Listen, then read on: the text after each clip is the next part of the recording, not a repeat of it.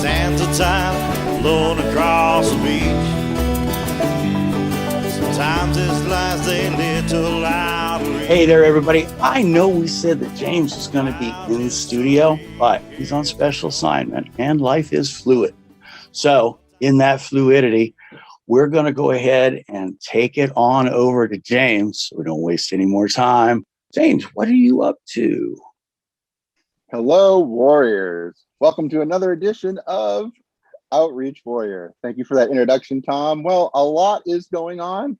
Life is busy. Life is fluid, as Tom said. I am super excited today as we try to get out of our bubble here, out of our comfort zone at Outreach Warrior. I want to get out, me and Tom want to get out there and start actually talking to people that are experiencing homelessness, that went through homelessness, that are recovering, that are doing better for themselves, and positive, great people.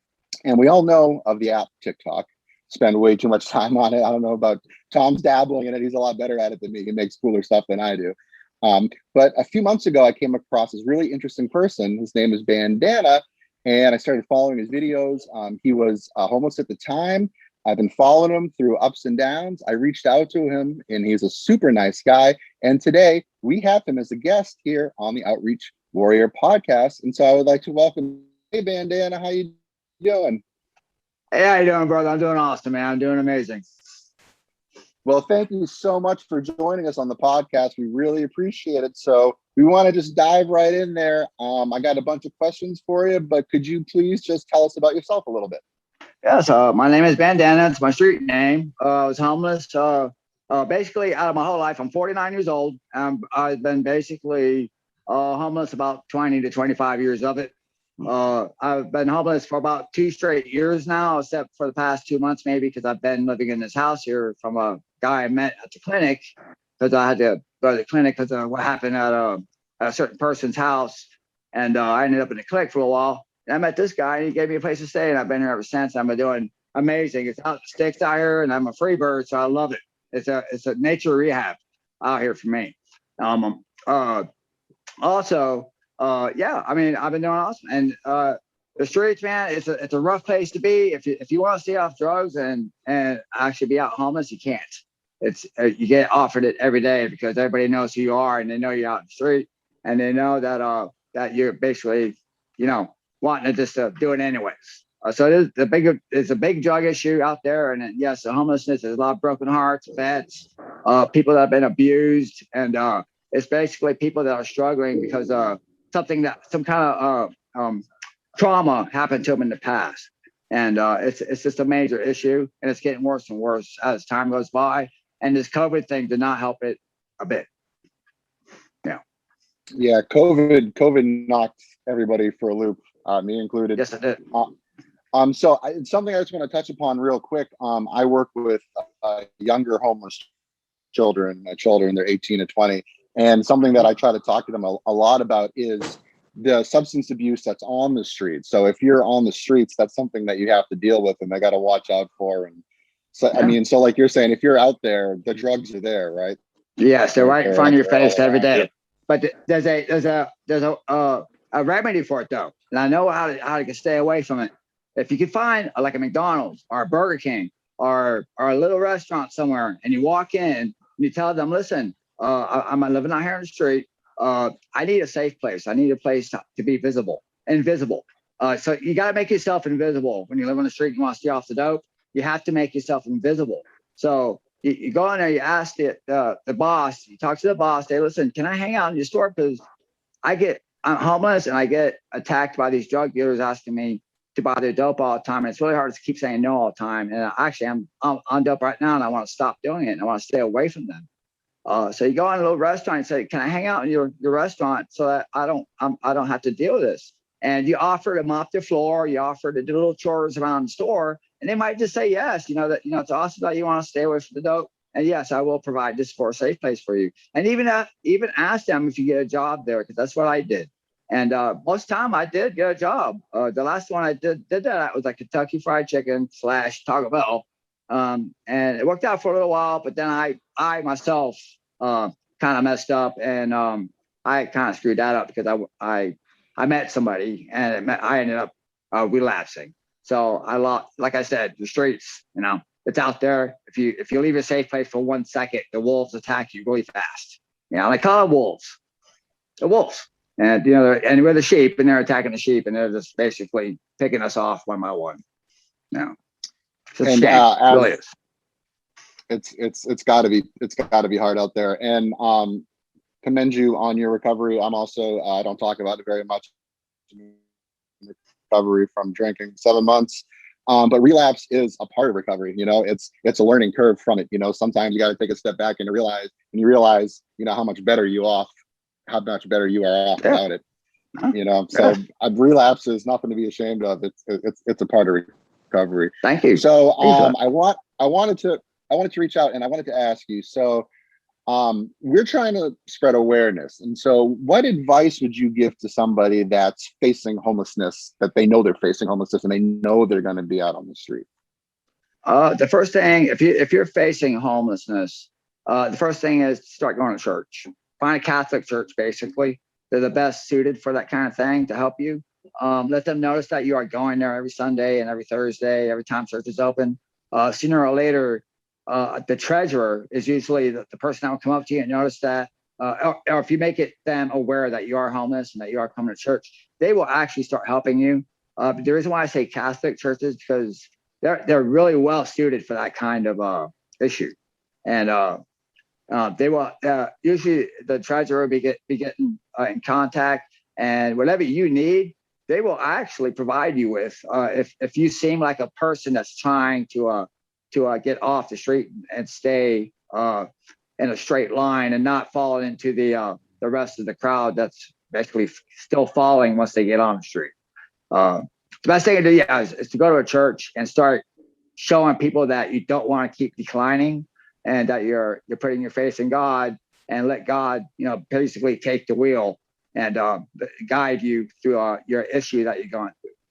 Best thing to do is start going to church. Yes. Because it's a scary thing, and some of people, it's looming on their horizons. We have a lot of programs down here.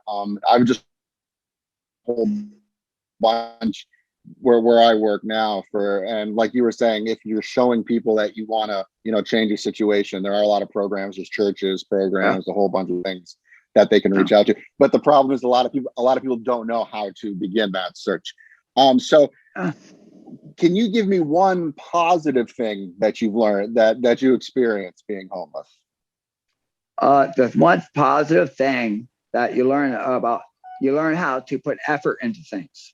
Especially if you're trying not to decline any further, you learn how to put effort into yourself and trying to get out of it. And once you get out of it, the effort that you put into the trying not to decline further, actually, it's like lifting weights. If you exercise your effort into declining, it's like your muscles are getting bigger and your effort body wise. You know what I mean? And if you keep doing that, sooner or later you do get out of the issue that you're in, and you get so strong with that. And when you get out, it's actually a positive, because then you become a much better person. It's like you learn from it. You learned from the issue that you were in, and you're stronger when you come out the other end. Like they always say, God tested you and he put you through that for a reason. That's why, to make you stronger. And that's what you become stronger when you do become homeless for a little while, or even a long time. You come out the other end 10 times stronger, because effort to try to get out of it. Awesome. Yeah, those are some good words, man. I appreciate that. And so, not to bring it down, but we have the positive. And what would you, in your eyes, be the worst aspect of being homeless? The worst aspect, you mean like as in that you've experienced? What did I experience? People are looking down at you all the time. Yeah. They look at you like you're garbage.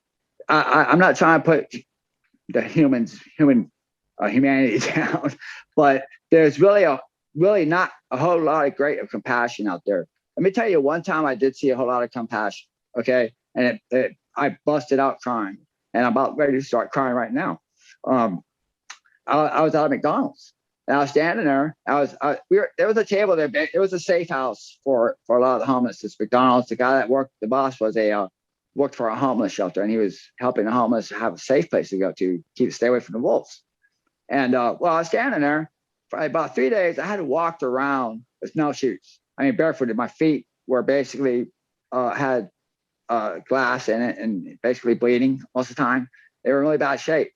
This guy came up and said, "Hey, do you need shoes?" I said, "Yes, I do." Well, he didn't say nothing. He just turned around and walked away. And this guy was barefooted as he was walking away.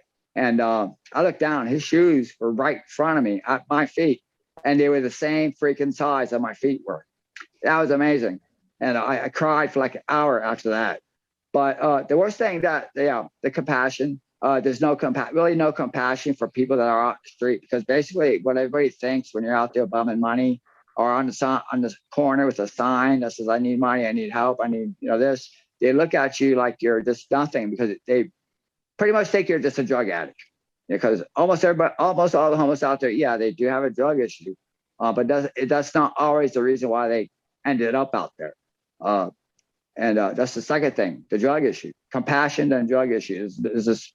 The drugs, it's like a magnet for homeless people. A drug dealer sees a homeless person, bang. I mean, it's on you like a magnet, because they know you want it, because they know you're going through issues, and they know you're weak at the time. So they attack that weakness, and they got you, they hook you, and they don't let go. It's like a devil's grip around your neck, man. You can't breathe. They're on you every second of the day. Yeah. And that's something that I want to talk about, and something that me and Tom are working together and with my nonprofit, is that awareness, and that you don't know what people are going through. And you're right, there's not that much compassion, and people judge people being on the street, but you don't know nobody knows what you're going through. No. And that's why I think it's so awesome that I met you, that you have a platform like TikTok that you can get out your story, and people can figure out that you're out there doing the best that you can. I don't want to cut this too short, because this is going awesome, but I think we only have a few minutes left. Tom, is that my producer, Tom? I think we want to wrap it up. Mr. Bandanna, that's great. I mean, dude, we could talk over hours with you, Bandanna. I would love to. I would love to. I love chatter. I love conversation. I could conversate you for 3 days straight without stopping. Dude, hey. I would run out of words. I'm a talker, man. I'm a talker. All three of us are. So that's what makes it hilarious. I would love to talk to you, man. I would love it. I would love to. Y'all are amazing. Thank you for being here, man. Yeah. So let's make this like a teaser for a part 2 next time with Bandanna. If you would like to come back, we'd love to have you, because there's a whole bunch of stuff I want to ask about you. I've been following you for about three months or so on TikTok. Wow. I'm really glad you got back to me. So he's an interesting guy. He's got a lot of cool stories, ups and downs. Always picks awesome music on his TikTok. So Bandanna, hopefully we can set you up for next week, and we can do a part 2. Great. That'd be awesome. You guys are amazing. I'm glad you are working on helping people out, and it's God's strength and God's strong that helps everybody. And y'all are doing a great job. You soldiers, I'm a soldier, and all those people out in the streets are soldiers, and we need to help them out of that, because they're injured. No man left behind, no woman left behind, no child either. Absolutely. And please, if you are a new listener, please just, if you're on TikTok, look for Bandanna. He's got 10, 15,000 followers. He's got a big following. That's awesome. Please email us at outreachwarrior@gmail.com. We'd love to hear your story. We'd love to get you on the show, and just reach out. And we have an event coming up at the end of the month. We're past Operation Clean. We're going to be handing out hygiene supplies, deodorant, feminine supplies to the homeless out in Orlando. So say a prayer for that. Keep us in your thoughts. And Tom, take us out, bud. Okay, well, Bandanna, as far as I'm concerned, and I know James would probably quote this as well, you're one of the family, man. You're welcome back anytime. And I'm looking forward to next week talking more. Thank you. I appreciate you, man. Thank you. One of us, you know. That's right. Anyway, Hey, we're all- thank you, everybody. Thank you for joining me. Thank you for joining James and our new family member, Bandanna. Have a great day. Better tomorrow. And be a warrior.